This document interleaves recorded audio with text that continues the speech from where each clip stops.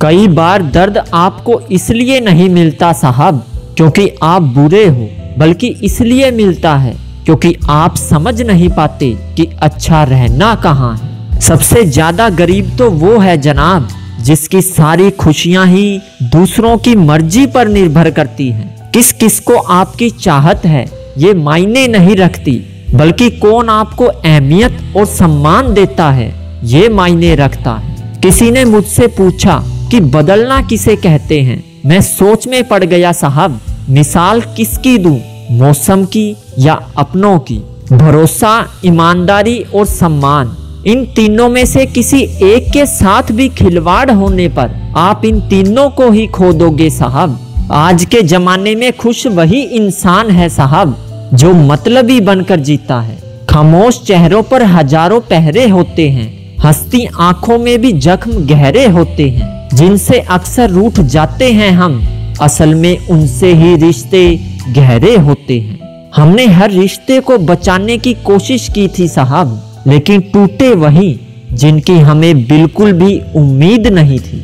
टूटी हुई चीजें हमेशा चुभती हैं, फिर चाहे वो कांच हो, भरोसा हो या रिश्ते हो। दर्द तो सिर्फ वही देते हैं जिन्हें हम अपना कहते हैं, वरना गैर तो धक्का लगने पर भी माफी मांग लिया करते हैं। किसी का दिल तोड़कर माफी मांगना बहुत आसान होता है साहब, लेकिन अपना दिल टूटने पर किसी को माफ करना बहुत मुश्किल होता है। बड़े मतलबी निकलते हैं वो लोग जनाब जिन पे इंसान बिना मतलब के सब कुछ लुटा देता है। आप अपना वजूद ऐसा बनाओ कि कोई आपको छोड़ तो सके मगर भुला ना सके। विश्वास और प्रेम दोनों ऐसी चीजें हैं साहब जो हो जाए तो टूटता नहीं और अगर टूट जाए तो होता नहीं। व्यवहार वो सीढ़ी है जनाब जिससे इंसान किसी के मन में भी उतर सकता है और किसी के मन से भी। जब से लोगों की परवाह करना छोड़ा है, यकीन मानो साहब ये जिंदगी बड़ी खूबसूरत हो गई है।